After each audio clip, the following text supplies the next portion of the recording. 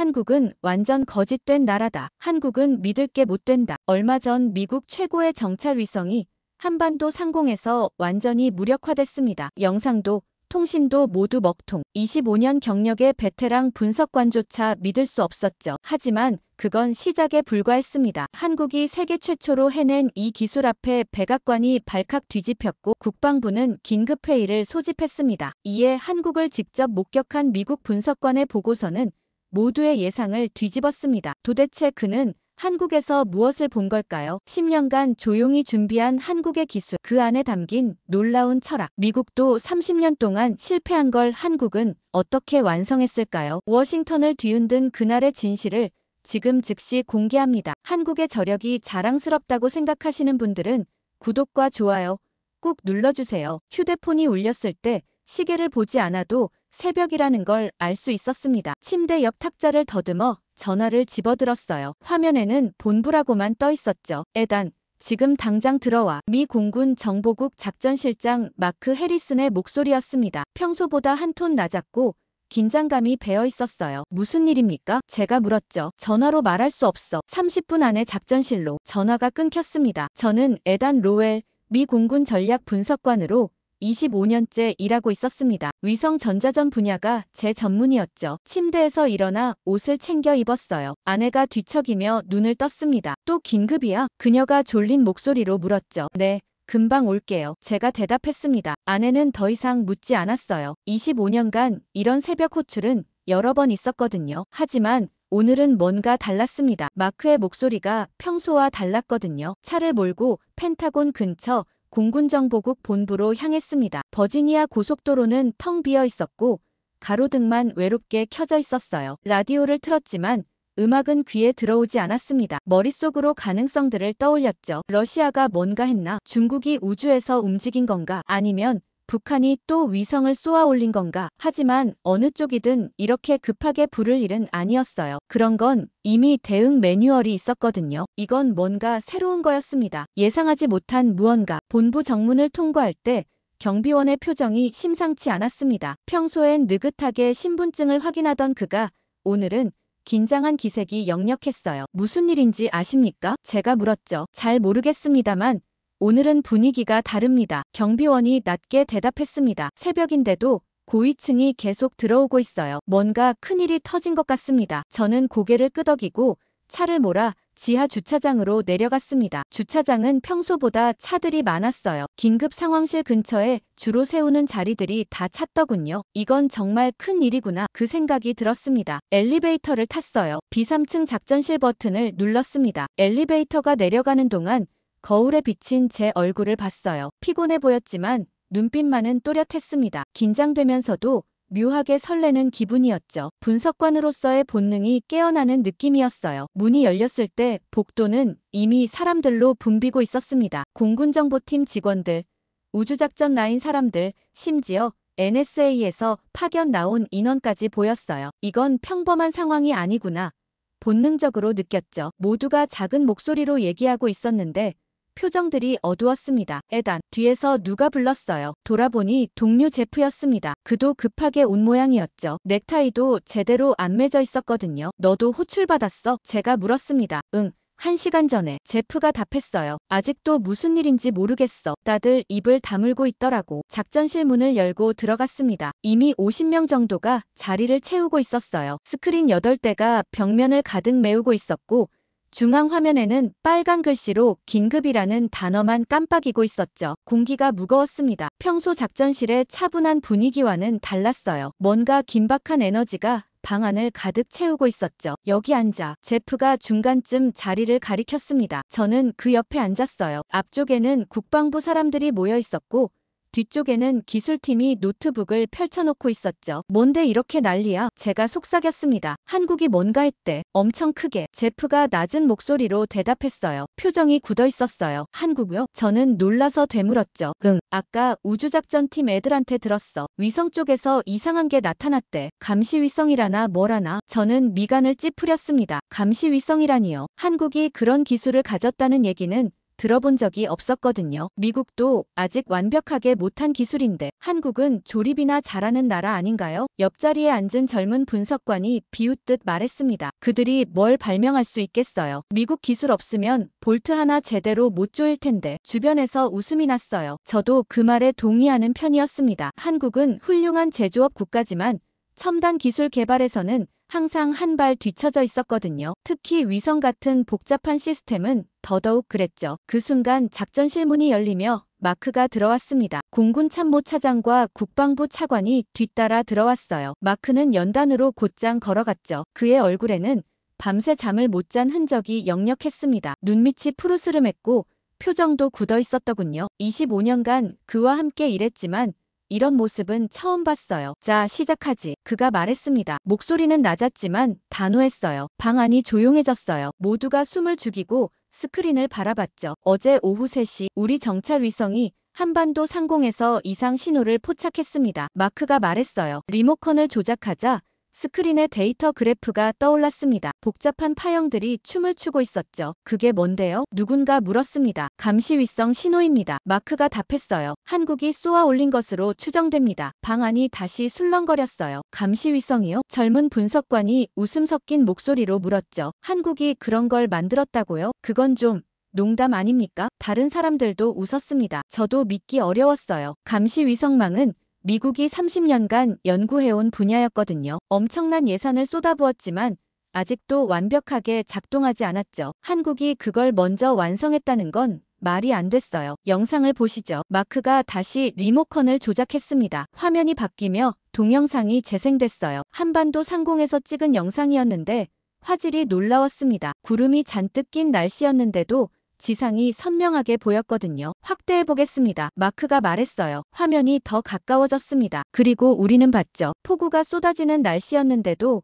영상이 흔들리지 않았어요. 전자파 교란도 없었고 신호 끊김도 없었습니다. 방 안의 웃음이 멈췄어요. 열감지 센서 결과입니다. 마크가 다음 화면을 띄웠어요. 적외선 이미지였는데 해상도가 우리 위성보다 높아 보였습니다. 통신 신호는요? 제가 물었습니다. 완벽합니다. 마크가 답했어요. 기상 방해도 전자전 교란도 모두 뚫고 실시간 전송에 성공했습니다. 그럼 어떻게 된 겁니까? 제프가 물었죠. 한국이 뭘 한 건지. 우린 모릅니다. 마크가 말했습니다. 하지만 그들이 해냈어요. 우리가 30년 동안 실패한 걸. 방 안이 침묵에 빠졌어요. 아무도 웃지 않았습니다. 화면 속 선명한 영상을 우리는 그저 지켜볼 뿐이었죠. 국방장관께서 질문하셨습니다. 마크가 계속 말했어요. 우린 30년을 투자했는데 그들이 해냈다고. 확인해. 어떻게든 알아내라. 저는 스크린을 뚫어지게 봤습니다. 선명한 영상이 계속 송출되고 있었어요. 회의가 끝나고 사람들이 하나둘 나갔습니다. 저는 자리에 남아 스크린을 계속 봤어요. 선명한 위성 영상이 눈에 박혔습니다. 30년간 이 일을 해왔지만 이런 건 처음이었어요. 대단. 제프가 제 어깨를 두드렸습니다. 괜찮아? 아니, 괜찮지 않아. 제가 솔직하게 답했죠. 한국이 정말 저걸 만들었다는 게 믿기지 않아. 나도 그래. 제프가 한숨을 쉬었습니다. 사무실로 돌아가는데 복도에서 누군가 제 이름을 불렀어요. 에단 로웰. 돌아보니 클레어 박 교수였습니다. MIT 출신의 한국계 미국인이었죠. 국방부 자문위원으로 일하고 있었어요. 저보다 10살쯤 어렸지만 이 분야에선 전설 같은 사람이었습니다. 교수님, 언제 오셨어요? 제가 물었습니다. 1시간 전에. 그녀가 답했어요. 마크가 급하게 불러서 새벽 비행기 타고 왔지. 보스턴에 있었거든. 그녀는 커피 자판기 쪽으로 걸어가며 손짓했습니다. 저도 따라갔어요. 자판기 앞에서 그녀가 동전을 넣고 버튼을 눌렀죠. 커피 2잔이 떨어졌습니다. 하나를 제게 건네며 그녀가 낮은 목소리로 말했어요. 브리핑 들었지? 네. 방금 나왔어요. 저는 뜨거운 커피를 한 모금 마셨습니다. 한국 감시위성 얘기 맞죠? 클레어가 고개를 끄덕였습니다. 그러면서 주변을 둘러봤어요. 복도에 사람이 없는 걸 확인하고는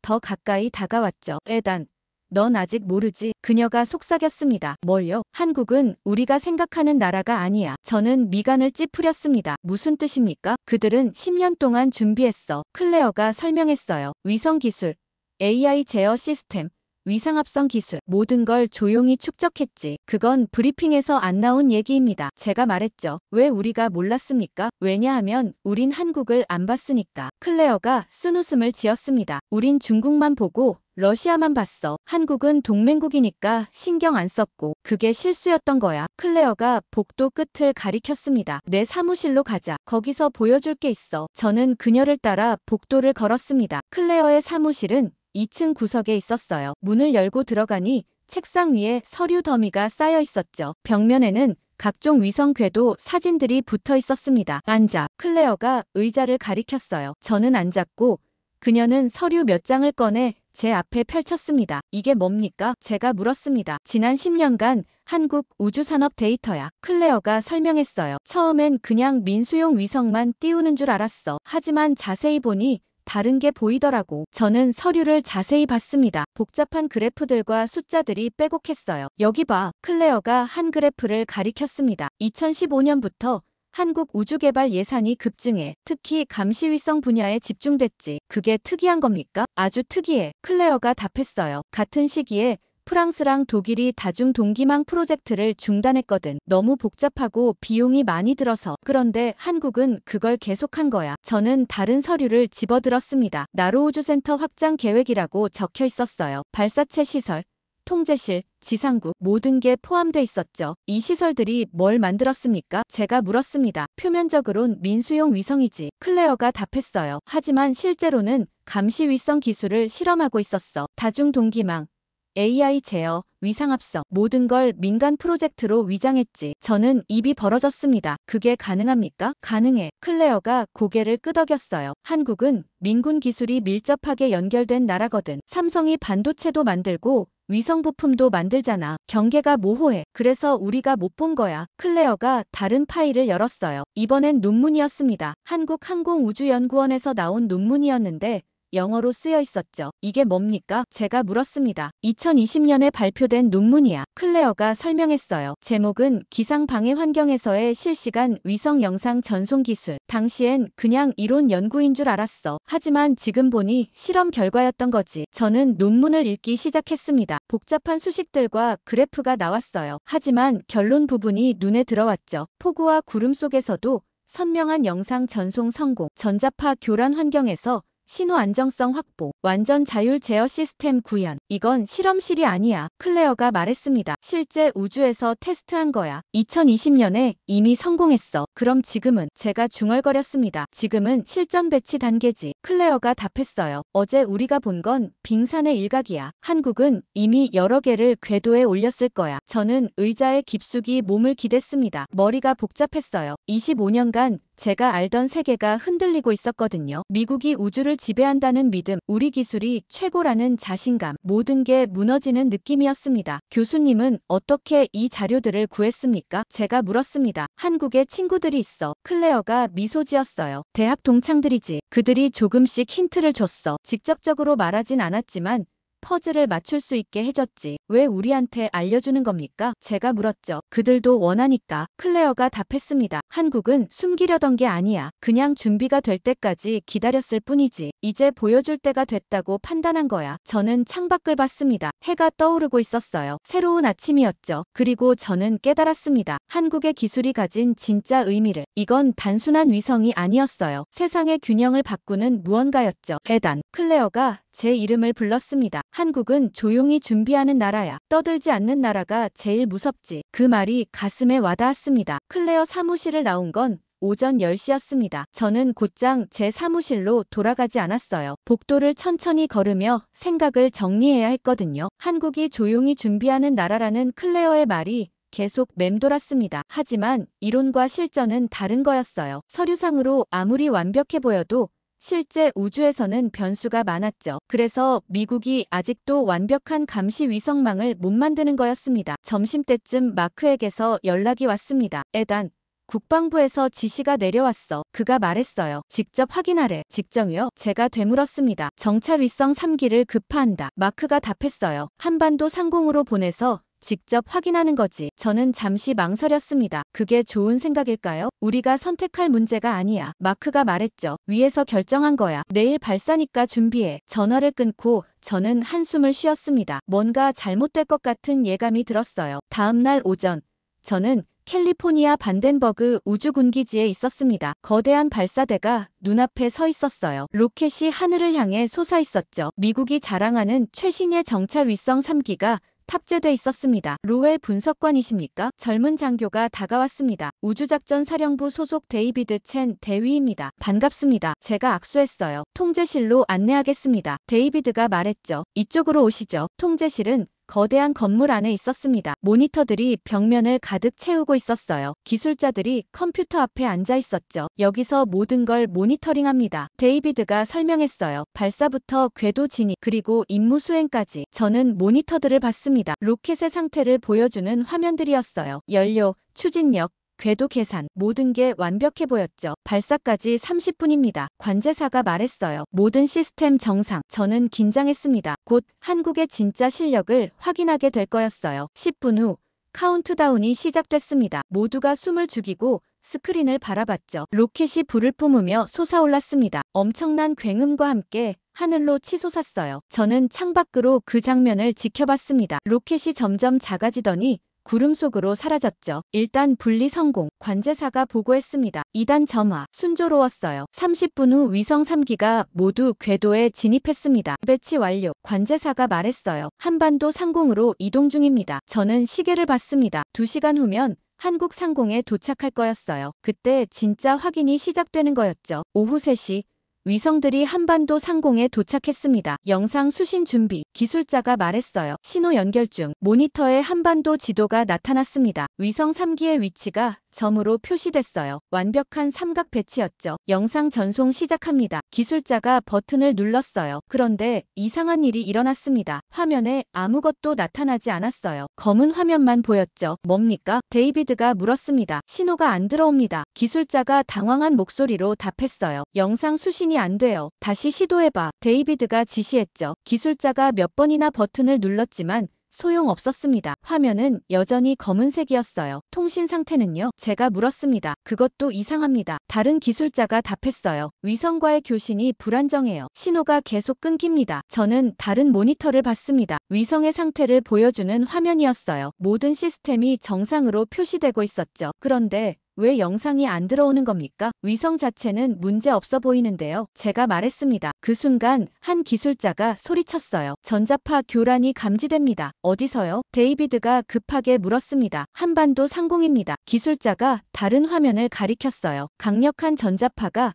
우리 위성을 방해하고 있어요. 저는 그 화면을 뚫어지게 봤습니다. 붉은색 파형이 물결치듯 움직이고 있었어요. 한국입니까? 제가 물었습니다. 추정됩니다. 기술자가 답했어요. 신호 패턴이 어제 포착한 것과 유사합니다. 통제실이 술렁거리기 시작했습니다. 사람들이 웅성거렸어요. 다른 주파수로 전환해봐. 데이비드가 지시했습니다. 기술자들이 분주하게 움직였어요. 하지만 어떤 주파수로 바꿔도 결과는 같았습니다. 모든 채널이 교란당하고 있었죠. 백업 시스템은요? 데이비드가 다시 물었습니다. 그것도 안 됩니다. 기술자가 답했어요. 모든 통신이 차단됐습니다. 저는 시계를 봤습니다. 30분이 지났어요. 30분 동안 3조 달러짜리 정찰 위성 3기가 완전히 무용지물이 된 겁니다. 위성 위치는 파악됩니까? 제가 물었습니다. GPS 신호도 불안정합니다. 기술자가 답했어요. 정확한 위치 확인이 어렵습니다. 이건 있을 수 없는 일이었습니다. 미국의 정찰 위성은 세계 최고 수준이었어요. 어떤 전자파 교란도 뚫을 수 있도록 설계됐죠. 그런데 한국의 방해를 못 뚫는다니. 1시간이 지났습니다. 상황은 나아지지 않았어요. 오히려 더 악화됐죠. 위성 자체 시스템에도 문제가 생기기 시작했습니다. 태양전지판 전력이 떨어지고 있습니다. 기술자가 보고했어요. 궤도 유지에도 문제가 생길 수 있습니다. 철수시켜야 합니다. 제가 말했습니다. 이대로 두면 위성을 잃을 수도 있어요. 데이비드가 망설였습니다. 하지만 임무는 실패했습니다. 제가 단호하게 말했어요. 한국이 우릴 완전히 막아버렸어요. 더 이상 여기 있어도 소용없습니다. 데이비드가 고개를 끄덕였습니다. 위성 회수 명령을 내려. 그가 지시했어요. 안전 궤도로 이동시켜.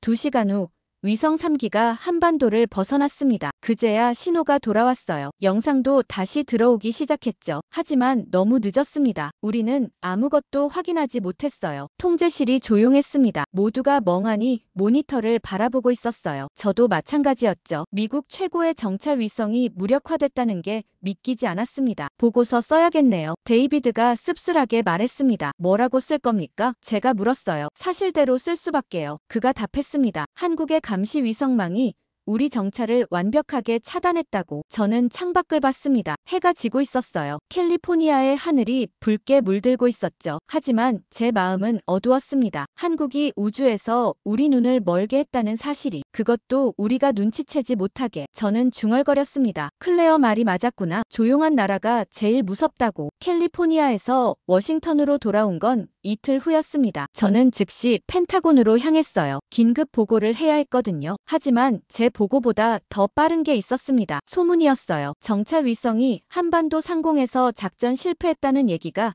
국방부 전체에 퍼져 있었죠. 복도를 지나갈 때마다 사람들의 시선이 느껴졌습니다. 마크 사무실로 갔을 때 그는 전화 통화 중이었어요. 얼굴이 굳어 있었죠. 네, 알겠습니다. 최대한 빨리 보고하겠습니다. 그가 전화를 끊고 저를 봤습니다. 앉게. 저는 의자에 앉았어요. 마크가 한숨을 쉬었습니다. 백악관이 난리야. 그가 말했어요. 대통령이 직접 보고를 요구했어. 오늘 오후 NSC 긴급회의가 있어. 저도 참석합니까? 당연하지. 마크가 답했어요. 자네가 현장에 있었잖아. 직접 설명해야 해. 오후 3시. 저는 백악관 지하 상황실에 있었습니다. 거대한 테이블을 중심으로 의자들이 놓여 있었어요. 국방장관, CIA 국장, 국가안보보좌관 모두 자리에 앉아 있었죠. 대통령이 들어오자 모두 일어났습니다. 앉으시오. 대통령이 말했어요. 시작합시다. 국방장관이 먼저 입을 열었습니다. 각하, 상황이 심각합니다. 그가 말했어요. 한국의 감시위성 기술이 우리 예상을 넘어섭니다. 어느 정도입니까? 대통령이 물었습니다. 우리 최신 정찰 위성을 무력화시킬 정도입니다. 국방장관이 답했죠. 방안이 조용해졌습니다. 무력화라니요? 대통령이 되물었어요. 정찰 위성을 말하는 겁니까? 네. 국방장관이 고개를 끄덕였습니다. 현장에 있었던 분석관이 직접 설명하겠습니다. 모든 시선이 저에게 쏠렸습니다. 저는 일어나 앞으로 나갔어요. 심장이 빨리 뛰었죠. 로웰 분석관입니다. 제가 말했습니다. 이틀 전 반덴버그에서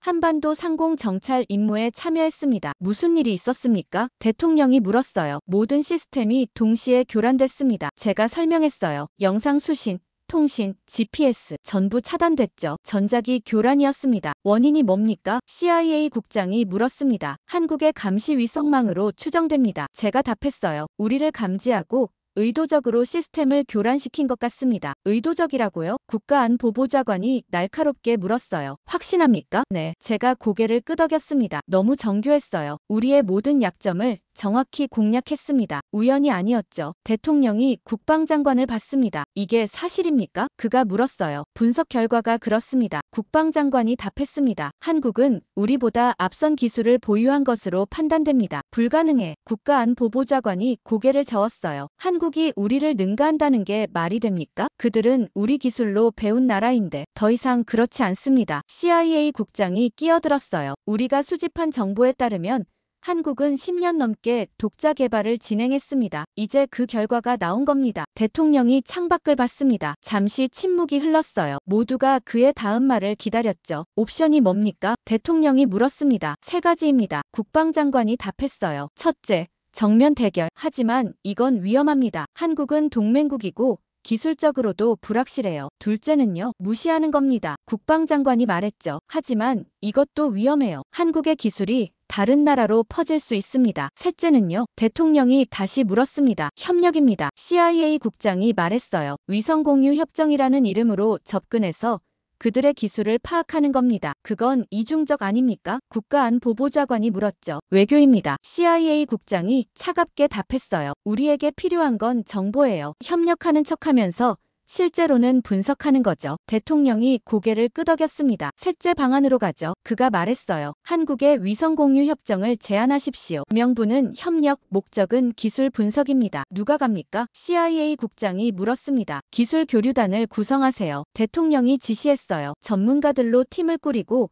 한국에 보내십시오. 대통령이 저를 봤습니다. 로웰 분석관. 네, 제가 대답했어요. 자네가 가게. 대통령이 말했습니다. 자네가 현장을 봤으니까 가장 적임자야. 저는 당황했습니다. 제가요? 네. 대통령이 고개를 끄덕였어요. 이번 임무는 단순한 감시가 아니에요. 확보입니다. 그들의 기술을 파악하고 약점을 찾는 거죠. 회의가 끝나고 복도로 나왔습니다. 마크가 제 옆으로 왔어요. 대단. 네. 조심하게. 마크가 낮은 목소리로 말했습니다. 한국은 우리가 생각하는 나라가 아니야. 알고 있습니다. 제가 답했어요. 협력이라 쓰고 침투라 읽는 거죠. 그렇지. 마크가 쓴웃음을 지었습니다. 하지만 들키면 안 돼. 동맹 관계가 깨질 수 있어. 저는 백악관을 나와 주차장으로 걸어갔습니다. 해가 지고 있었어요. 워싱턴의 하늘이 붉게 물들고 있었죠. 저는 하늘을 올려다봤습니다. 저 너머 우주 어딘가에 한국의 위성이 떠 있었어요. 우리를 지켜보고 있는 차에 올라 시동을 걸었습니다. 백미러로 제 얼굴을 봤어요. 피곤해 보였지만 눈빛만은 또렷했습니다. 한국에 간다. 저는 중얼거렸습니다. 그곳에서 뭘 보게 될까? 그들은 정말 우리보다 앞서 있는 걸까? 아니면 운이 좋았던 걸까? 하지만 반덴버그에서의 경험이 떠올랐습니다. 그건 운이 아니었어요. 치밀하게 계산된 거였죠. 한국은 우리를 알고 있었고 우리가 올 걸 예상했고 대비하고 있었습니다. 저는 창밖을 봤습니다. 워싱턴의 불빛들이 하나둘 켜지고 있었어요. 평화로운 풍경이었지만 제 마음은 불안했습니다. 이번 임무가 어떻게 될지 알 수 없었거든요. 협력이라는 이름의 침투. 그게 과연 성공할 수 있을까? 한국이 우리 의도를 눈치채면 어떻게 될까? 하지만 선택의 여지가 없었습니다. 대통령의 명령이었고 국가의 안보가 걸린 일이었어요. 저는 시동을 끄고 차에서 내렸습니다. 집으로 가야 했어요. 아내에게 한국에 간다고 말해야 했죠. 얼마나 걸릴지, 무엇을 하게 될지 그 어떤 것도 확실하지 않았습니다. 다만 한 가지는 분명했어요. 이번 여행 후에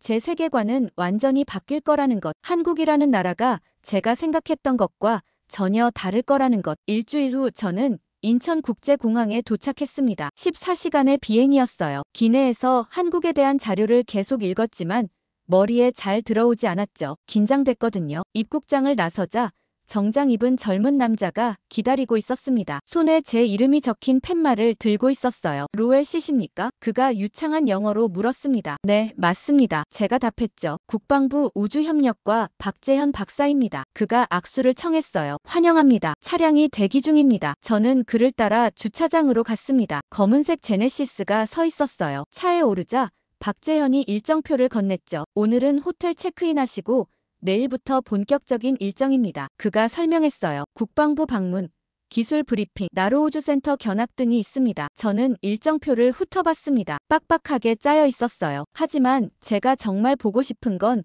공식 일정이 아니었습니다. 실제 감시위성 통제 시스템이었죠. 차가 서울 시내로 들어섰습니다. 창밖으로 고층 빌딩들이 지나갔어요. 생각보다 훨씬 발전된 도시였습니다. 깨끗하고 현대적이었죠. 처음 방문이십니까? 박재현이 물었습니다. 네, 처음입니다. 제가 답했어요. 인상적인 도시네요. 감사합니다. 박재현이 미소 지었습니다. 편하게 지내시길 바랍니다. 저희는 숨길 게 없습니다. 그 말이 묘하게 들렸습니다. 숨길 게 없다니요. 오히려 더 의심스러웠어요. 정말 다 보여줄 생각인가?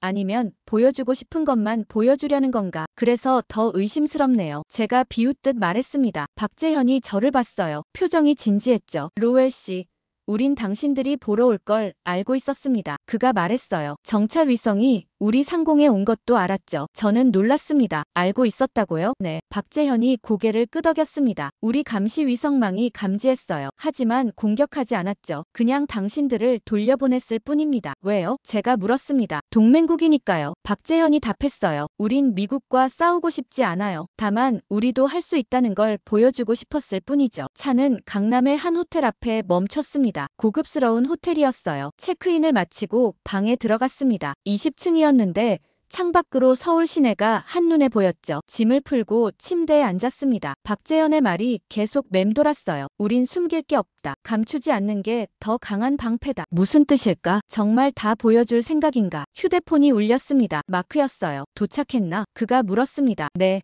방금 호텔에 들어왔어요. 어떤가? 이상합니다. 제가 답했어요. 그들이 너무 협조적이에요. 의심스러울 정도로. 조심해. 마크가 말했습니다. 그들도 바보가 아니야. 자네가 뭘 하러 왔는지 알 거야. 알겠습니다. 전화를 끊고 저는 창밖을 봤습니다. 서울의 야경이 아름다웠어요. 수많은 불빛들이 반짝이고 있었죠. 하지만 저는 그 불빛 너머 뭔가를 보려 했습니다. 이 나라의 진짜 힘이 뭔지. 다음 날 아침 박재현이 호텔 로비에서 기다리고 있었습니다. 잘 주무셨습니까? 그가 물었어요. 네, 잘 잤습니다. 제가 답했죠. 오늘은 국방부를 방문하실 겁니다. 박재현이 말했습니다. 우주협력과에서 브리핑이 있고 오후에는 기술 자료를 검토하실 수 있습니다. 감시위성 시스템도 볼 수 있습니까? 제가 관심을 보이며 물었습니다. 물론입니다. 박재현이 답했어요. 물론 기밀 부분은 보실 수 없지만 일반적인 운영 현황은 설명드릴 수 있습니다. 저는 속으로 미소 지었습니다. 바로 제가 원하던 거였어요. 차를 타고 용산의 국방부로 향했습니다. 거대한 건물이 보였어요. 경비가 삼엄했죠. 게이트를 3번이나 통과해야 했습니다. 안으로 들어가니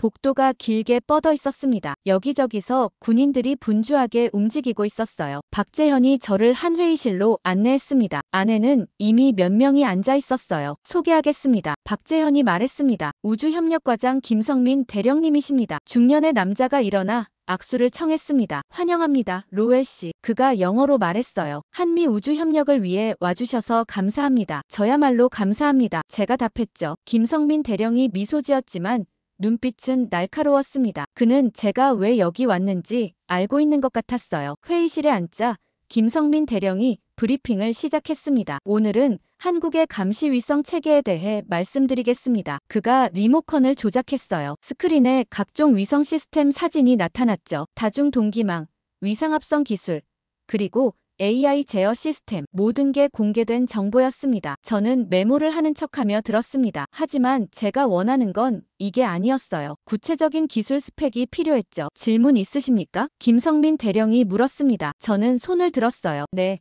AI 제어 시스템에 대해 여쭤보고 싶습니다. 그가 잠시 멈칫했습니다. 어떤 부분이 궁금하십니까? 완전 자율 제어가 어떻게 가능한지요? 제가 말했어요. 외부 통신 없이 스스로 판단한다는 게 기술적으로 어려울 텐데요. 딥러닝 알고리즘입니다. 김성민 대령이 답했어요. 수년간 데이터를 축적했고 AI가 학습했죠. 이제는 사람의 명령 없이도 임무를 수행할 수 있습니다. 안전성은요? 제가 다시 물었습니다. 오작동 가능성은 없습니까? 다중 안전장치가 있습니다. 김성민 대령이 설명했어요. 하지만 더 자세한 내용은 기밀이라 말씀드리기 어렵습니다. 이해합니다. 제가 고개를 끄덕였습니다. 더 이상 캐묻으면 의심받을 것 같았거든요. 브리핑이 끝나고 점심 식사를 했습니다. 국방부 구내식당이었어요. 생각보다 음식이 좋았죠. 식사하는 동안 박재현이 말했습니다. 오후에 우주작전센터 방문하실 겁니다. 흥미로우실 거예요. 어떤 곳입니까? 제가 물었습니다. 실시간으로 위성을 모니터링하는 곳입니다. 박재현이 설명했어요. 물론 핵심 시스템은 못 보시지만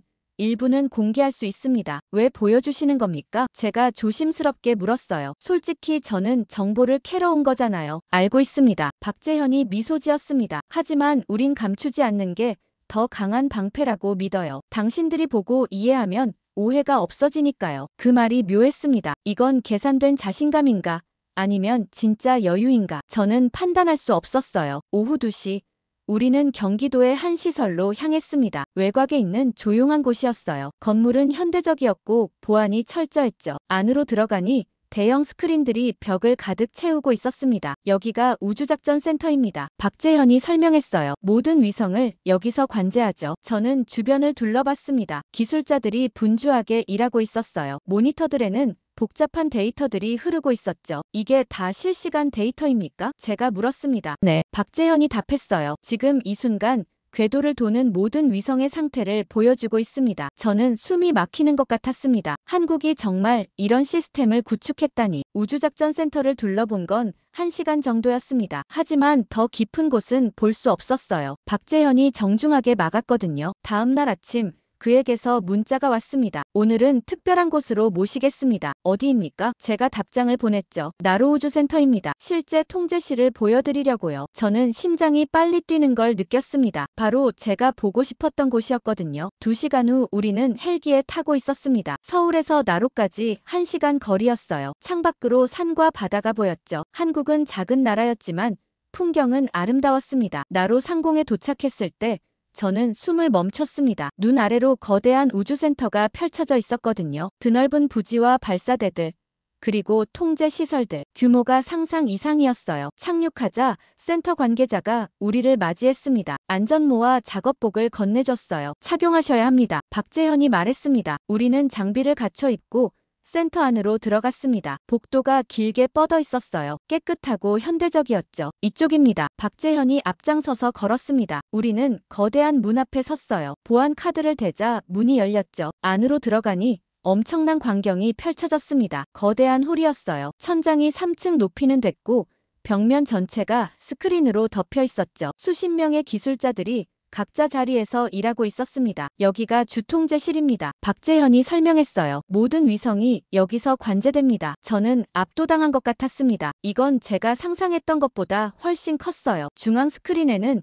지구 궤도가 표시돼 있었습니다. 수십 개의 점들이 움직이고 있었어요. 저게 다 한국 위성입니까? 제가 물었습니다. 네, 박재현이 답했어요. 지금 궤도를 도는 우리 위성들입니다. 감시위성, 통신위성, 기상위성 모두 포함돼 있죠. 몇 개나 됩니까? 정확한 숫자는 기밀입니다. 박재현이 미소 지었어요. 하지만 충분히 많다고 말씀드릴 수 있습니다. 저는 스크린을 뚫어지게 봤습니다. 점들이 규칙적으로 움직이고 있었어요. 완벽한 궤도였죠. 명령은 누가 내립니까? 제가 물었습니다. 우린 명령하지 않습니다. 박재현이 말했어요. 그의 목소리가 이상하게 들렸죠. 무슨 뜻입니까? 제가 되물었습니다. AI가 스스로 결정합니다. 박재현이 설명했어요. 궤도 조정, 임무 전환, 통신 최적화, 모든 걸 스스로 판단하죠. 우리는 그냥 지켜볼 뿐입니다. 그럼 누가 책임집니까? 제가 물었습니다. 오류가 생기면요? 오류가 없습니다. 박재현이 단호하게 말했어요. AI는 시뮬레이션을 수만 번 돌려요. 모든 가능성을 계산하고 최선의 방법을 선택하죠. 인간보다 실수가 적어요. 저는 다시 스크린을 봤습니다. 저 점들을 관리하는 게 사람이 아니라 AI라니. 아니, AI를 넘어선 뭔가였죠. 스스로 생각하고 판단하는 존재. 실현을 보여드리겠습니다. 박재현이 태블릿을 꺼냈어요. 화면을 조작하자 중앙 스크린이 바뀌었습니다. 한 위성이 확대됐어요. 지금 이 위성이 궤도를 조정할 겁니다. 박재현이 설명했습니다. 우리가 명령한 게 아니에요. AI가 스스로 판단한 거죠. 연료 효율을 높이기 위해서요. 저는 숨을 죽이고 지켜봤습니다. 위성이 천천히 움직이기 시작했어요. 각도가 바뀌고 속도가 조정됐죠. 모든 게 부드럽고 정확했습니다. 오차가 얼마나 됩니까? 제가 물었습니다. 0.01도입니다. 박재현이 답했어요. 사람이 할 수 있는 수준을 넘어섰죠. 저는 할 말을 잃었습니다. 이건 단순한 자동화가 아니었어요. 완전히 새로운 차원이었죠. 다른 위성들도 보여드릴까요? 박재현이 물었습니다. 저는 고개를 끄덕였어요. 그가 다시 태블릿을 조작했습니다. 스크린에 여러 위성이 나타났어요. 모두 다른 임무를 수행하고 있었죠. 이 위성은 기상 관측 중입니다. 박재현이 하나를 가리켰어요. 태풍을 추적하고 있죠. 명령 없이요? 제가 물었습니다. 네, 박재현이 답했어요. AI가 기상 패턴을 분석하고 스스로 추적을 시작했습니다. 어떤 지역이 위험한지 판단하고 데이터를 전송하죠. 저는 다른 위성을 봤습니다. 이건요? 제가 물었죠. 통신 중계 위성입니다. 박재현이 설명했어요. 지상국들 간의 신호를 최적화하고 있어요. 어떤 경로가 가장 효율적인지 AI가 실시간으로 계산하죠. 모든 게 자율적이군요. 제가 중얼거렸습니다. 그렇습니다. 박재현이 말했어요. 인간은 감독만 하면 돼요. 나머지는 AI가 알아서 합니다. 저는 통제실을 둘러봤습니다. 기술자들이 모니터를 보고 있었지만 실제로 뭔가를 조작하는 사람은 없었어요. 그저 지켜보기만 할 뿐이었죠. 그 순간 한 기술자가 소리쳤습니다. 박사님, 3번 위성이 뭔가 감지했습니다. 뭡니까? 박재현이 물었습니다. 미확인 물체입니다. 기술자가 답했어요. 궤도 상에 떠 있는데 아직 식별이 안 됩니다. 스크린이 다시 바뀌었습니다. 한 위성의 시야가 나타났어요. 작은 점 하나가 보였죠. 우주 쓰레기입니까? 박재현이 물었습니다. 확실하지 않습니다. 기술자가 답했어요. AI가 분석 중입니다. 저는 숨을 죽이고 지켜봤습니다. 몇 초 후 화면에 결과가 나타났어요. 분석 완료. 폐기된 로켓 잔해. 충돌 위험도 낮음. 추적 불필요. AI의 판단이었습니다. 사람이 확인하지 않아도 됩니까? 제가 물었습니다. 신뢰할 수 있습니다. 박재현이 답했어요. 있었어요. AI의 판단은 지금까지 한 번도 틀린 적이 없어요. 저는 다시 중앙 스크린을 봤습니다. 수십 개의 위성이 조용히 궤도를 돌고 있었어요. 모두 스스로 생각하고 판단하며 인간의 통제 없이. 점심은 센터 구내식당에서 먹었습니다. 간단한 한식이었는데 맛있었어요. 박재현과 마주 앉아 밥을 먹으며 저는 물었습니다. 왜 이렇게까지 보여주십니까? 미국이 정보를 얻으려는 걸 아시잖아요. 알고 있습니다. 박재현이 답했어요. 하지만 숨겨봤자 소용없어요. 당신들은 결국 알아낼 테니까. 차라리 우리가 보여주는 게 낫죠. 오해 없이. 오해요? 네. 박재현이 고개를 끄덕였습니다. 우린 미국과 싸우려는 게 아니에요. 그냥 우리도 할 수 있다는 걸 보여주고 싶을 뿐이죠. 동등한 파트너로 인정받고 싶은 겁니다. 저는 그의 눈을 봤습니다. 진심이었어요. 거짓말하는 것 같지 않았죠. 이해합니다. 제가 말했습니다. 하지만 미국은 쉽게 받아들이지 못할 겁니다. 알아요. 박재현이 쓴웃음을 지었어요. 그래도 시간이 지나면 이해하겠죠. 세상이 변했다는 걸. 우리는 헬기로 서울로 돌아왔습니다. 창밖으로 나로우주센터가 점점 멀어졌어요. 저는 오늘 본 것들을 떠올렸습니다. 인간 없는 통제실,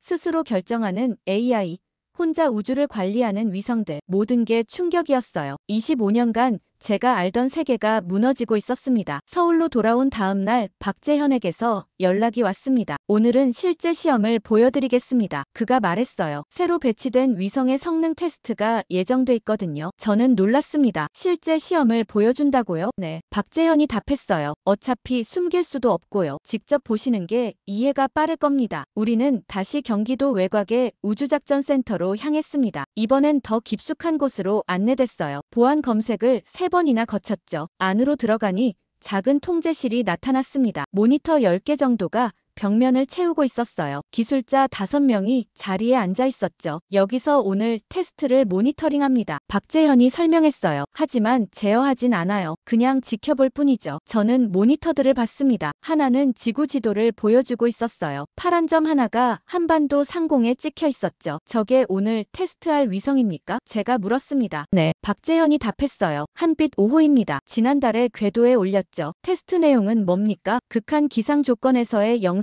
전송입니다. 박재현이 설명했어요. 폭우와 구름, 그리고 전자파 교란이 있는 상황에서 얼마나 선명한 영상을 보낼 수 있는지 확인하는 거죠. 저는 긴장했습니다. 바로 미국이 실패한 부분이었거든요. 시작 시간은요? 제가 물었습니다. 10분 후입니다. 박재현이 시계를 봤어요. AI가 스스로 최적의 타이밍을 정했죠. 우리는 그저 그 시간을 기다릴 뿐입니다. 저는 의자에 앉았습니다. 주변 기술자들도 긴장한 표정이었어요. 모두가 모니터를 응시하고 있었죠. 5분 후 한 기술자가 말했습니다. 목표 지역 기상 상황입니다. 다른 모니터에 기상 데이터가 나타났어요. 폭우 확률 95%, 구름 두께 8km, 전자파 교란 수준 높음. 박재현이 저를 봤습니다. 최악의 조건이네요. 그가 말했어요. 하지만 이게 진짜 테스트죠. 2분 전입니다. 기술자가 말했어요. 한빛 5호 준비 완료. 저는 숨을 죽였습니다. 심장이 빨리 뛰었어요. 30초 전 모니터의 파란 점이 목표 지역 상공으로 이동했습니다. 위치 도달. 테스트 시작합니다. 그 순간 중앙 모니터가 켜졌습니다. 화면에 영상이 나타나기 시작했어요. 처음엔 흐릿했습니다. 구름과 비 때문이었죠. 하지만 몇 초 후 영상이 선명해지기 시작했어요. 보정 중입니다. 기술자가 말했습니다. AI가 실시간으로 조정하고 있어요. 저는 화면을 뚫어지게 봤습니다. 점점 더 선명해지고 있었어요. 폭우가 쏟아지는데도 지상이 또렷하게 보였죠. 신호 안정도는요? 박재현이 물었습니다. 98%입니다. 기술자가 답했어요. 전자파 교란에도 불구하고 완벽하게 유지되고 있습니다. 저는 믿을 수 없었습니다. 미국 위성은 이런 조건에서 신호를 유지하지 못했거든요. 그런데 한국은 98%라니. 확대해보겠습니다. 박재현이 말했어요. 화면이 더 가까워졌습니다. 건물 하나하나가 선명하게 보였어요. 심지어 사람의 움직임까지 포착됐죠. 해상도가 얼마나 됩니까? 제가 물었습니다. 30cm입니다. 박재현이 답했어요. 이 날씨에도요. 저는 입이 벌어졌습니다. 30cm 해상도라니. 그것도 폭우 속에서. 이건 미국도 맑은 날씨에나 가능한 수준이었어요. 다른 모드로 전환합니다. 기술자가 말했습니다. 열감지로 바꿔요. 화면이 바뀌었습니다. 이번엔 적외선 영상이었어요. 건물 안에 열원까지 보였죠. 정확도는요? 박재현이 물었습니다. 0.5도 오차입니다. 기술자가 답했어요. 표준 이상입니다. 15분이 지났습니다. 한빛 5호는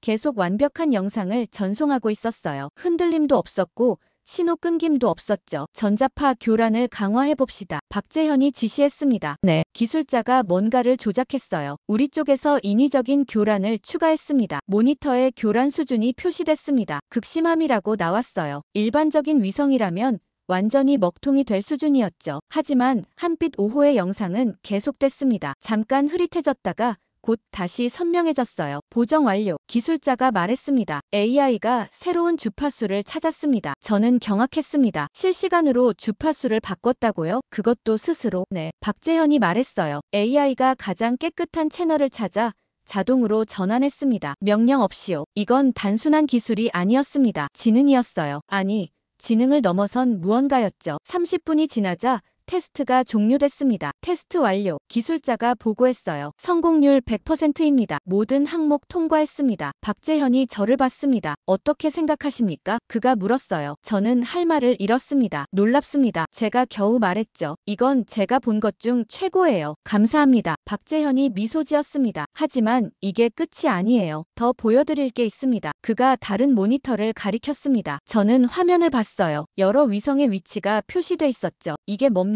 제가 물었습니다. 위성망 전체입니다. 박재현이 설명했어요. 한빛 5호만이 아니에요. 모든 위성이 연결돼 있죠. 정보를 공유하고 협력합니다. 협력한다고요? 네. 한 위성이 장애물을 만나면 다른 위성이 대신합니다. 박재현이 말했어요. AI들이 서로 소통하면서 최적의 방법을 찾죠. 마치 하나의 거대한 두뇌처럼 작동하는 겁니다. 저는 소름이 돋았습니다. 이건 개별 위성이 아니었어요. 하나의 유기체였죠. 수십 개의 위성이 연결된 거대한 네트워크. 데모를 보여드릴까요? 박재현이 물었습니다. 저는 고개를 끄덕였어요. 그가 기술자에게 뭔가를 지시했습니다. 한빛 3호를 일시 정지시켜보세요. 기술자가 버튼을 눌렀습니다. 모니터에서 한 점이 멈췄어요. 그러자 즉시 다른 점이 움직이기 시작했습니다. 한빛 7호가 자동으로 대체했습니다. 기술자가 말했어요. 공백을 메우고 있어요. 명령하지 않았는데요. 제가 물었습니다. 필요 없습니다. 박재현이 답했어요. AI들이 스스로 판단했죠. 한빛 3호가 멈추자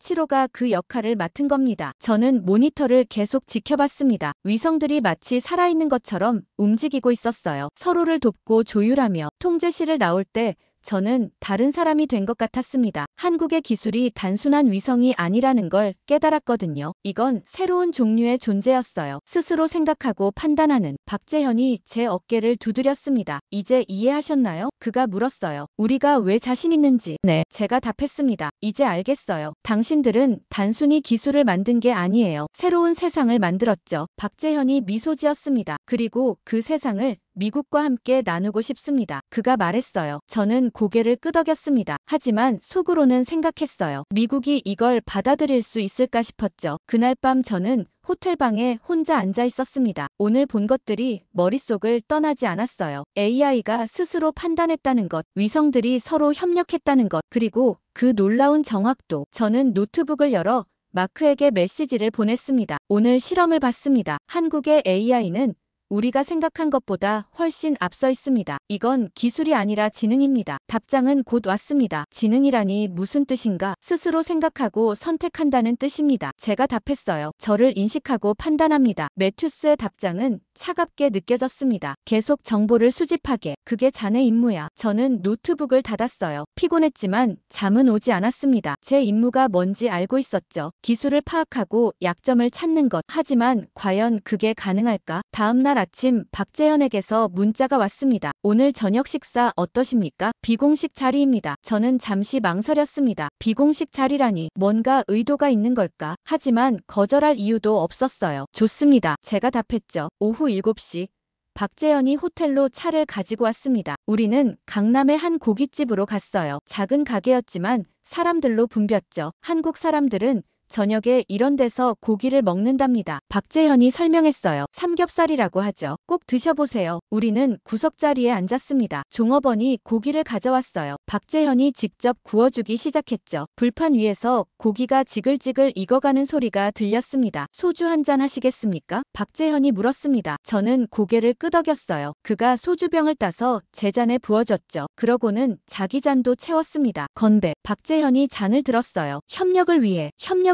저도 잔을 부딪혔습니다. 소주는 독했어요. 목구멍이 화끈거렸죠. 하지만 나쁘지 않았습니다. 고기를 먹으며 박재현이 말문을 열었습니다. 로엘 씨, 궁금한 게 있는데요. 그가 말했어요. 뭡니까? 미국에서는 한국을 어떻게 보나요? 솔직히 말씀드려도 됩니까? 제가 물었습니다. 그러세요. 박재현이 미소 지었어요. 하천국 정도로 봅니다. 제가 답했어요. 조립은 잘하지만 발명은 못하는 나라, 미국 기술에 의존하는 나라, 그렇게 생각했죠. 과거형이네요. 박재현이 말했습니다. 이제는 아니라는 뜻인가요? 이제는 모르겠습니다. 제가 솔직하게 답했어요. 이번 방문으로 제 생각이 완전히 바뀌었거든요. 박재현이 소주를 한 잔 더 따라줬습니다. 저도 제 경험을 말씀드릴게요. 그가 말했어요. 저는 프랑스에서 공부했습니다. 항공우주공학이었죠. 프랑스요? 네. 박재현이 고개를 끄덕였어요. 파리 공대였습니다. 2012년부터 5년간 있었죠. 어땠습니까? 힘들었습니다. 박재현이 쓴웃음을 지었어요. 한국인이라고 하면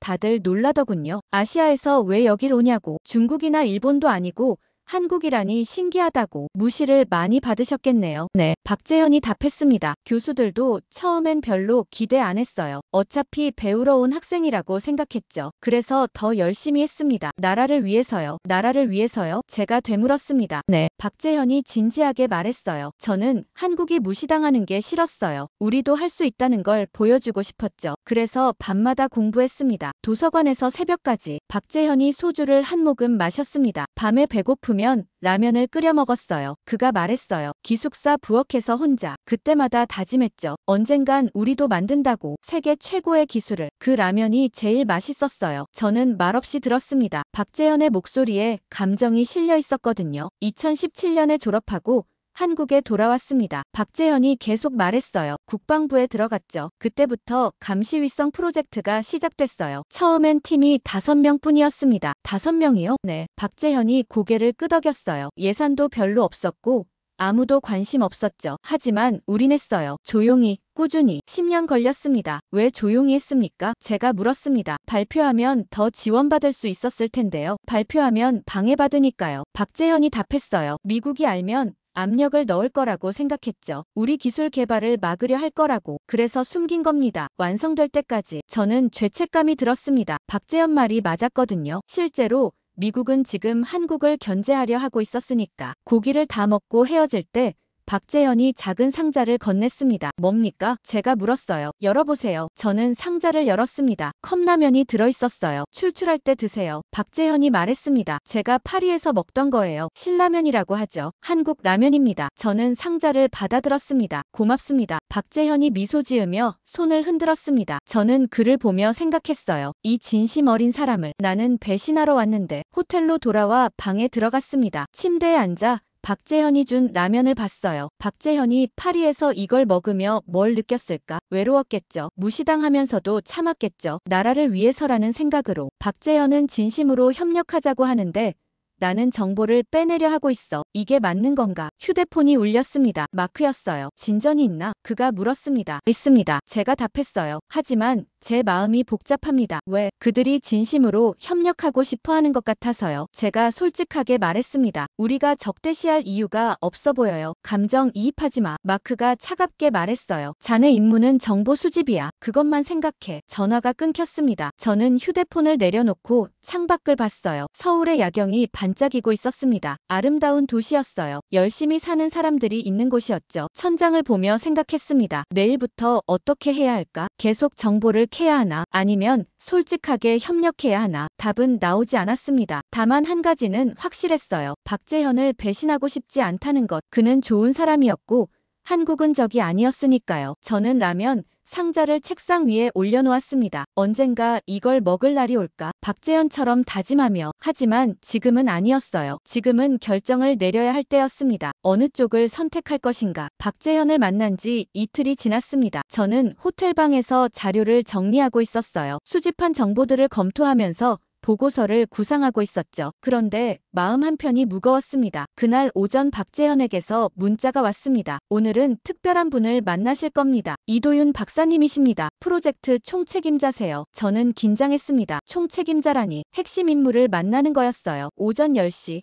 우리는 대전의 한 연구소로 향했습니다. 차로 2시간 거리였어요. 가는 동안 박재현이 말했습니다. 박사님은 까다로운 분입니다. 그가 말했어요. 하지만 공정하시죠. 솔직하게 대하시면 좋아하실 겁니다. 연구소는 조용한 산속에 있었습니다. 보안이 삼엄했어요. 3번의 검문을 거쳐야 들어갈 수 있었죠. 건물 안으로 들어가니 복도가 길게 뻗어 있었습니다. 박재현이 한 사무실 문을 두드렸어요. 들어오세요. 안에서 목소리가 들렸습니다. 문을 열고 들어가니 60대로 보이는 남자가 책상 앞에 앉아 있었어요. 머리가 희끗희끗했지만 눈빛은 날카로웠죠. 이도윤 박사입니다. 그가 일어나 악수를 청했습니다. 에단 로웰입니다. 제가 답했어요. 앉으시죠. 이 박사가 의자를 가리켰습니다. 박재현은 밖에서 기다리겠다며 나갔어요. 저는 이 박사와 단둘이 남았습니다. 차 한잔 하시겠습니까? 이 박사가 물었습니다. 네, 감사합니다. 그는 차주전자로 차를 따라 제게 건넸어요. 녹차였습니다. 향이 좋았죠. 한국은 처음이시죠? 이 박사가 물었습니다. 네, 처음입니다. 제가 답했어요. 인상이 어떠십니까? 놀랐습니다. 제가 솔직하게 말했습니다. 생각보다 훨씬 발전했어요. 이 박사가 미소 지었습니다. 그러나 그 미소는 쓸쓸해 보였어요. 로웰 씨,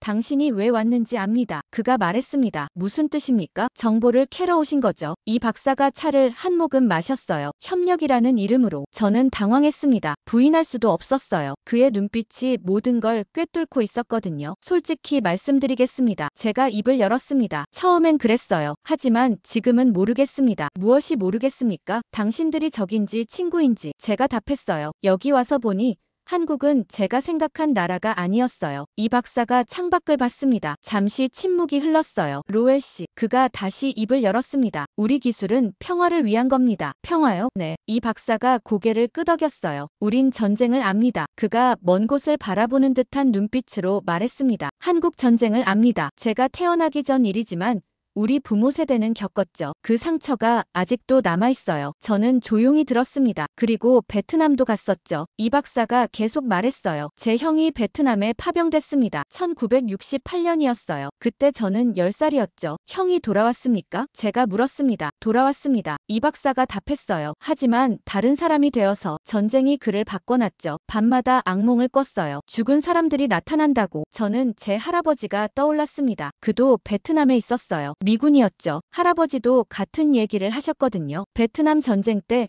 한국군은 용맹했다고, 살인병기였다고 그렇게 들었습니다. 제가 조심스럽게 말했습니다. 이 박사가 저를 봤습니다. 맞아요. 그가 말했죠. 우린 이길 수 있었어요. 그때도 지금도. 한국은 전쟁을 잘합니다. 하지만 그게 자랑스럽지 않아요. 왜입니까? 이기려고 싸운 게 아니니까요. 이 박사가 답했습니다. 살아남으려고 싸운 거죠. 우린 선택권이 없었어요. 싸우지 않으면 죽으니까. 그래서 싸웠고 이겼어요. 하지만 그 과정에서 많은 걸 잃었죠. 저는 이 박사의 얼굴을 봤습니다. 깊은 슬픔이 서려 있었어요. 형은 10년 후에 스스로 목숨을 끊었습니다. 이 박사가 조용히 말했어요. 전쟁의 기억을 견디지 못했죠. 그때 저는 다짐했어요. 다시는 전쟁이 일어나면 안 된다고. 죄송합니다. 제가 말했습니다. 괜찮아요. 이 박사가 고개를 저었어요. 오래된 일이니까. 하지만 그래서 저는 이 일을 시작했습니다. 감시 위성망이요? 네. 이 박사가 답했어요. 전쟁을 막는 눈. 그게 제 목표였어요. 하늘에서 모든 걸 보면 전쟁을 예방할 수 있죠. 미사일이 발사되기 전에 알 수 있고 군대가 움직이기 전에 대비할 수 있어요. 저는 그제야 이해했습니다. 한국의 감시 위성망이 왜 만들어졌는지. 단순히 기술 과시가 아니었어요. 평화를 지키기 위한 거였죠. 로웰 씨, 이 박사가 저를 똑바로 봤습니다. 미국은 우리를 어떻게 보나요? 위협으로 봅니다. 제가 솔직하게 답했어요. 한국이 강해지는 걸 두려워해요. 알고 있어요. 이 박사가 고개를 끄덕였습니다. 하지만 우린 미국의 적이 아니에요. 동맹이죠. 다만 이제 동등한 파트너가 되고 싶을 뿐입니다. 그럼 왜 숨기셨습니까? 제가 물었습니다. 발표하면 됐잖아요. 발표하면 막으려 했을 겁니다. 이 박사가 답했어요. 미국은 자기들만 강해야 한다고 생각하죠. 동맹국도 통제하려 해요. 우린 그게 싫었어요. 저는 아무 말도 하지 못했습니다. 이 박사 말이 맞았거든요. 실제로 미국은 지금도 한국을 견제하려 하고 있었으니까. 로웰 씨, 미국에 전해주세요. 이 박사가 말했습니다. 우리 기술은 평화를 위한 거라고. 전쟁을 시작하려는 게 아니라 막으려는 거라고. 한국은 70년 전에 전쟁을 겪었고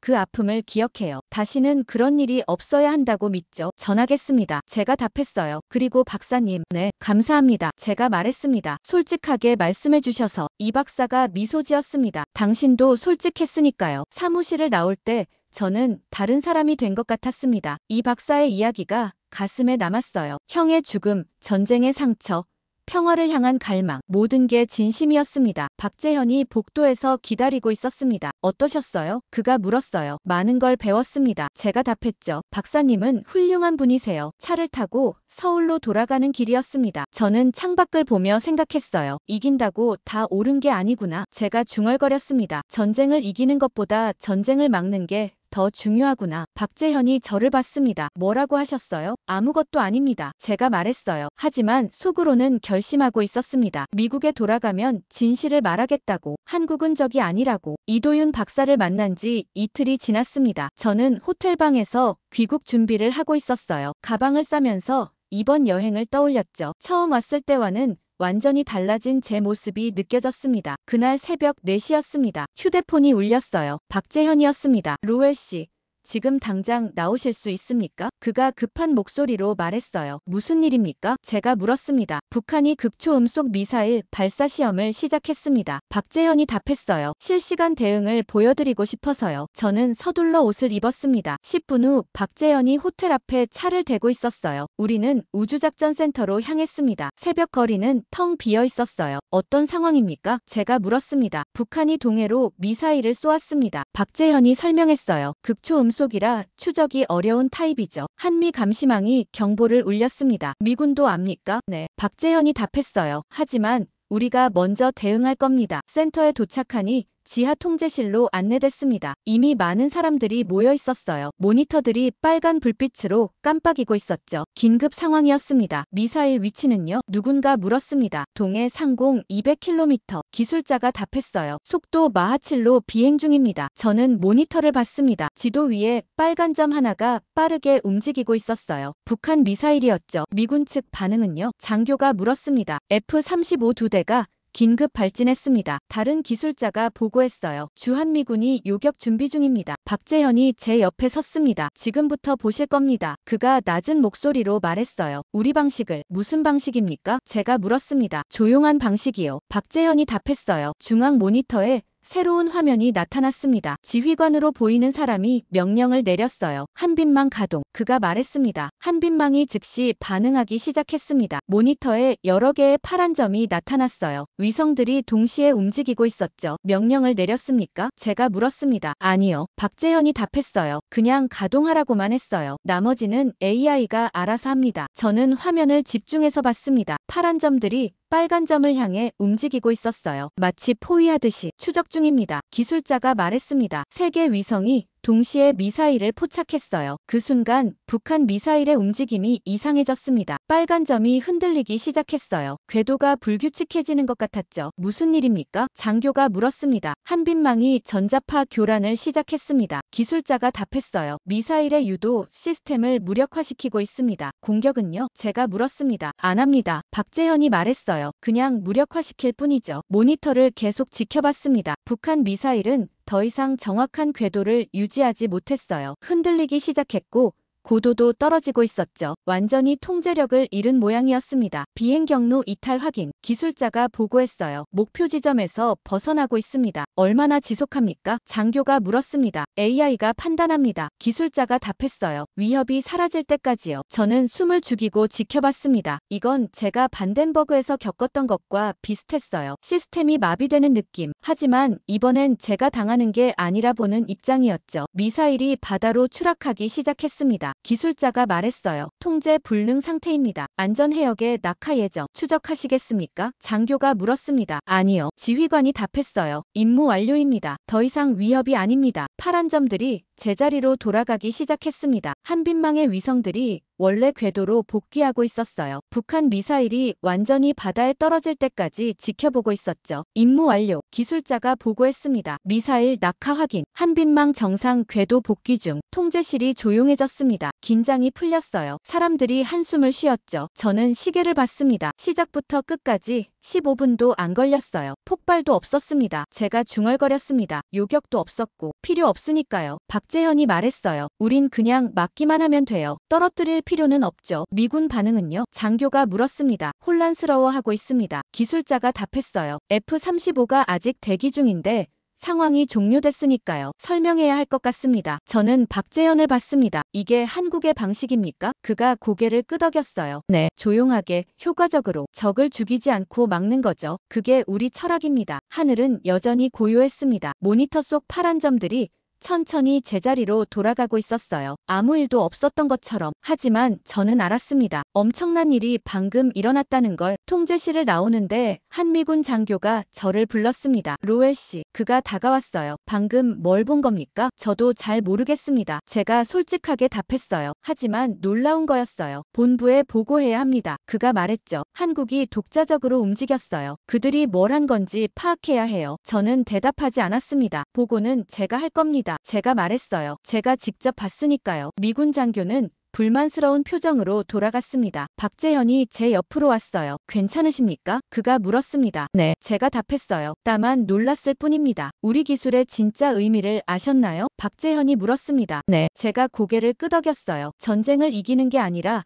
전쟁을 막는 거군요. 정확합니다. 박재현이 미소 지었어요. 그게 이도윤 박사님이 원하신 거예요. 사람이 죽지 않는 하늘. 저는 하늘을 올려다봤습니다. 동이 트고 있었어요. 새로운 아침이었죠. 그리고 저는 깨달았습니다. 한국의 기술이 가진 진짜 의미를. 이건 무기가 아니었어요. 평화를 지키는 눈이었죠. 호텔로 돌아가는 차 안에서 박재현이 물었습니다. 내일 귀국하시죠? 네, 제가 답했어요. 미국에 뭐라고 보고하실 겁니까? 저는 잠시 생각했습니다. 진실을 말할 겁니다. 제가 답했어요. 한국은 적이 아니라 파트너라고. 그들의 기술은 위협이 아니라 평화를 위한 거라고. 박재현이 고개를 끄덕였습니다. 감사합니다. 그가 말했어요. 저는 창밖을 봤습니다. 서울거리가 깨어나고 있었어요. 사람들이 출근 준비를 하고 있었죠. 평화로운 아침이었습니다. 귀국 전날 밤이었습니다. 저는 호텔방에 혼자 앉아 있었어요. 노트북이 앞에 놓여 있었죠. 보고서를 작성해야 했습니다. 마크가 기다리고 있었거든요. 하지만 어디서부터 시작해야 할지 막막했어요. 이번 여행에서 본 것들이 너무 많았거든요. 감시 위성망,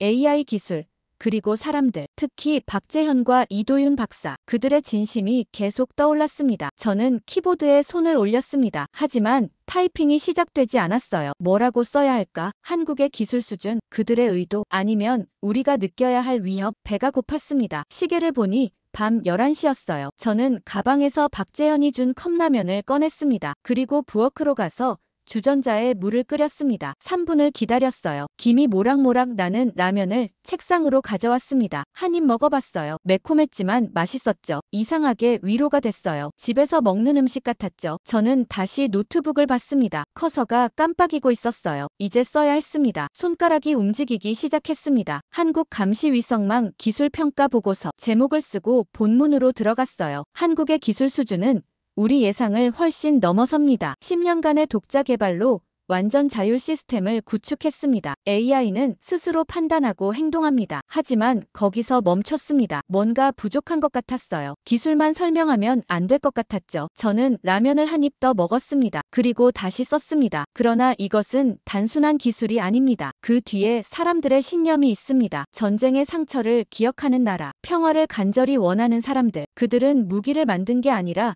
평화를 지키는 눈을 만들었습니다. 손가락이 빨라졌습니다. 생각이 흐르듯 나왔어요. 이도윤 박사를 만났습니다. 그는 형을 전쟁으로 잃었습니다. 베트남 전쟁의 트라우마가 형을 죽였습니다. 그래서 그는 전쟁을 막는 기술을 만들고 싶었습니다. 감시 위성망은 그의 평화를 향한 갈망입니다. 박재현 박사도 만났습니다. 그는 프랑스에서 무시당하며 공부했습니다. 밤마다 라면을 먹으며 다짐했다고 합니다. 언젠가 우리도 만든다고, 나라를 위해서. 그 진심이 이 기술을 완성했습니다. 저는 컵라면을 다 먹었습니다. 국물까지 마셨어요. 따뜻했죠. 그리고 계속 썼습니다. 북한 미사일 대응을 목격했습니다. 한빈망은 15분 만에 위협을 제거했습니다. 하지만 폭발도 요격도 없었습니다. 그냥 무력화시키고 떨어뜨렸습니다. 이것이 한국의 방식입니다. 죽이지 않고 막는 것. 저는 잠시 손을 멈췄습니다. 이제 결론을 써야 했어요. 가장 중요한 부분이었죠. 심호흡을 하고 다시 타이핑했습니다. 결론적으로 한국은 적이 아닙니다. 동맹이며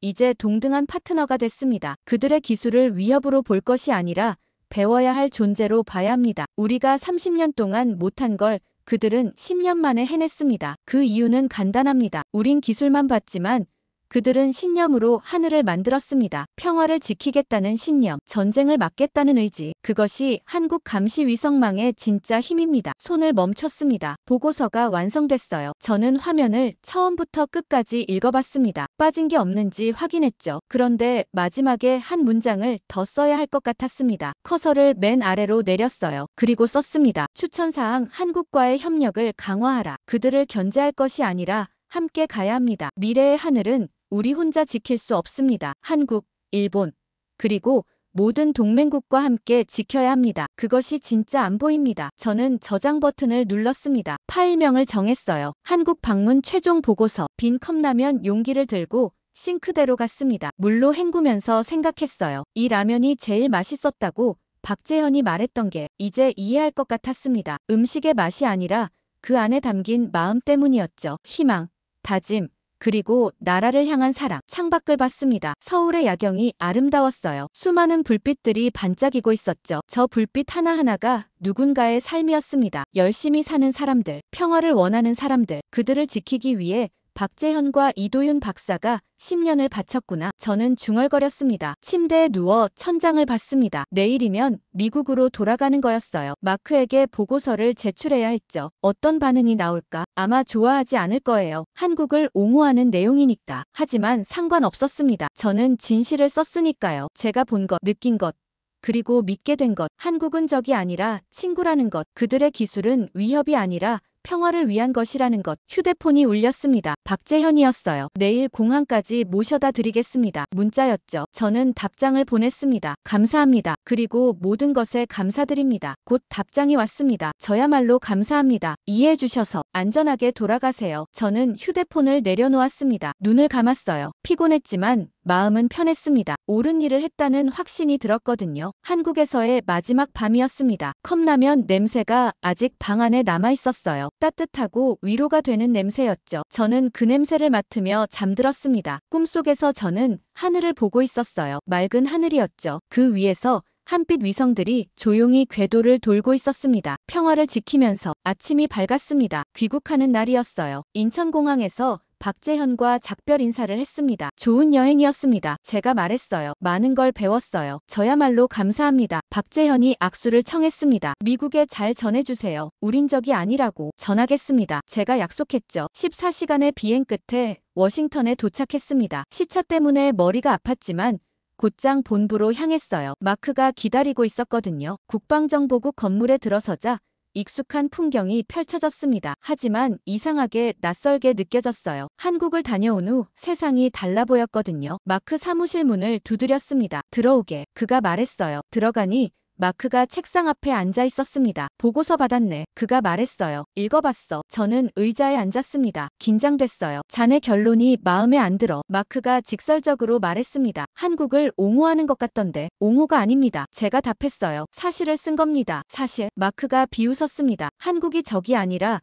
친구라는 게 사실이라고. 그들이 우리 위성을 무력화시켰는데 그건 경고였습니다. 제가 설명했어요. 공격이 아니에요. 그들은 우리를 다치게 하지 않았어요. 그냥 능력을 보여줬을 뿐이죠. 그게 더 위험해. 마크가 말했습니다. 능력이 있다는 건 언제든 쓸 수 있다는 뜻이야. 하지만 안 씁니다. 제가 답했어요. 북한 미사일 대응을 받습니다. 그들은 요격하지 않았어요. 무력화시키고 떨어뜨렸죠. 그게 한국의 방식입니다. 순진하군. 마크가 고개를 저었습니다. 자네가 그들한테 감정이입한 것 같아. 감정이입이 아닙니다. 제가 목소리를 높였어요. 이해입니다. 그들의 역사를, 상처를, 그리고 평화를 향한 갈망을 이해한 겁니다. 그 순간 문이 열렸습니다. 국방장관이 들어왔어요. 마크와 저는 일어났죠. 앉으시오. 장관이 말했습니다. 로웰 분석관. 자네 보고서 읽었네. 저는 긴장했습니다. 장관이 뭐라고 할지 몰랐거든요. 솔직한 보고서더군. 장관이 말했어요. 하지만 문제가 있어. 무슨 문제입니까? 제가 물었습니다. 백악관이 받아들이지 않을 거야. 장관이 답했어요. 대통령은 한국을 견제하고 싶어해. 협력이 아니라. 왜입니까? 균형 때문이지. 장관이 설명했습니다. 미국이 하늘을 지배해야 해. 동맹국이라도 우리보다 강해지면 안 돼. 그게 안보의 기본이야. 하지만 그건 구시대 발상입니다. 제가 말했어요. 이제 혼자 다 할 수 없어요. 함께 가야 합니다. 이상론이야. 마크가 끼어들었습니다. 현실은 달라. 힘이 있는 자가 주도권을 쥐는 거야. 오후 3시 백악관 회의가 소집됐습니다. 저는 마크 국방장관과 함께 상황실로 갔어요. 이미 CIA 국장, 국가안보보좌관이 앉아 있었죠. 대통령이 들어오자 회의가 시작됐습니다. 로웰 분석관의 보고서를 논의하겠습니다. 국방장관이 말했어요. 방안이 조용해졌습니다. 장관이 계속 말했죠. 보고서에 따르면 한국의 기술은 우리를 능가합니다. 그리고 로웰 분석관은 협력을 제안했습니다. 협력이라고 한 참모가 비웃었습니다. 그들이 우릴 무력화시켰는데 협력을 하자고요? 대안이 뭡니까? 제가 물었습니다. 견제하자는 겁니까? 압박하자는 겁니까? 그게 동맹에 하는 짓입니까? 자네는 감정에 휩쓸렸어. 참모가 말했습니다. 현장에서 그들한테 포섭된 거야. 포섭이 아닙니다. 제가 단호하게 말했어요. 진실을 본 겁니다. 한국은 전쟁을 알아요. 상처를 알고요. 그래서 평화를 원합니다. 우리보다 더 간절하게. 그건 그들 말이잖아. 다른 참모가 말했습니다. 믿을 수 있어? 믿을 수 있습니다. 제가 답했어요. 이도윤 박사를 만났습니다. 그는 형을 전쟁으로 잃었어요. 그래서 전쟁을 막는 기술을 만들었죠. 박재현 박사도 만났습니다. 그는 나라를 위해 10년을 바쳤어요. 이들이 거짓말할 이유가 없어요. 하지만 위험해. 국가안보보좌관이 말했습니다. 그들이 강해지면 우리 영향력이 줄어들어. 영향력보다 평화가 중요합니다. 제가 말했어요. 한국이 강해지면 동북아가 안정돼요. 그게 우리한테도 이익이에요. 이상론이야. 보좌관이 고개를 저었습니다. 방안이 술렁거렸습니다. 찬성과 반대로 나뉘어 있었어요. 누군가는 제 편이었고 누군가는 반대했죠. 장관, CIA 국장이 입을 열었습니다. 제 생각은 좀 다릅니다. 모두가 그를 봤습니다. 로웰 분석관 말에 일리가 있어요. 국장이 말했어요. 한국을 적대시하면 잃는 게 많습니다. 차라리 협력하는 게 나아요. 하지만 기술을 빼앗겨요. 참모가 말했습니다. 빼앗기는 게 아니라 배우는 거죠. 국장이 답했어요. 그들이 10년 만에 한 걸 우리도 할 수 있어요. 함께 연구하면 더 빨라지고요. 대통령이 손을 들었습니다. 방안이 조용해졌어요. 로웰 분석관, 대통령이 저를 봤습니다. 자네가 직접 봤으니 물어보겠네. 한국을 믿을 수 있나? 저는 심호흡을 했습니다. 믿을 수 있습니다. 제가 답했어요. 그들은 70년 동맹이었어요. 우리를 배신할 이유가 없습니다. 다만 이제 동등하게 대우받고 싶을 뿐이에요. 대통령이 잠시 생각했습니다. 좋아, 그가 말했어요. 협력으로 가자. 하지만 조건이 있어. 투명성 확보와 공동 연구. 한국이 받아들이면 진행하지. 회의실이 다시 술렁거렸습니다. 반대파는 불만스러워했고 찬성파는 안도했어요. 저는 가슴이 두근거렸습니다. 해냈구나. 제가 생각했어요. 회의가 끝나고 복도로 나왔습니다. 마크가 제 옆으로 왔어요. 대단. 네, 자네 이겼네. 마크가 말했습니다. 하지만 책임도 자네 거야. 이게 잘못되면 잘못 안 됩니다. 제가 답했어요. 한국은 우리를 실망시키지 않을 겁니다. 마크가 어깨를 두드렸습니다. 믿어보지 뭐. 그가 말했죠. 백악관을 나오는데 해가 지고 있었습니다. 워싱턴의 하늘이 붉게 물들고 있었어요. 저는 하늘을 올려다봤습니다. 저 너머 태평양 건너 한국이 있었죠. 박재현과 이도윤 박사가 있는 곳. 감사합니다. 저는 중얼거렸습니다. 당신들이 제 눈을 뜨게